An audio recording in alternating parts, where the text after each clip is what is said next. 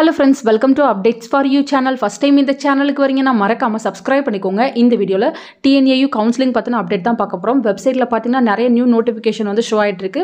First பாத்தீங்கன்னா TNJFU list of candidates called for offline counseling vocational stream 5% BFSC ன்னு கொடுத்திருக்காங்க.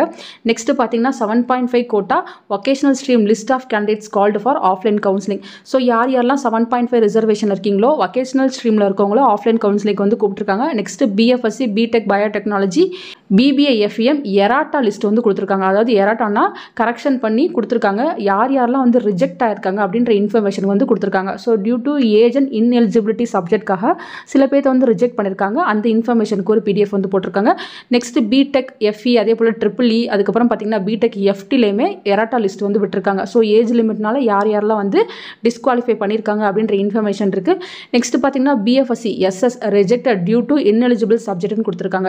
So யாரோட application வந்து ரிஜெக்ட் ஆயிருக்கு அப்படின்ற இன்ஃபர்மேஷன் வந்து வெப்சைட்ல வந்து கொடுத்திருக்காங்க. நெக்ஸ்ட் பாத்தீங்கன்னா fisherman wards 5% quota BTech fishery இன்ஜினியரிங்க்கு ஆல்ரெடி வந்து கவுன்சிலிங் வந்து டேட்ஸ்லாம் போட்டிருந்தாங்க.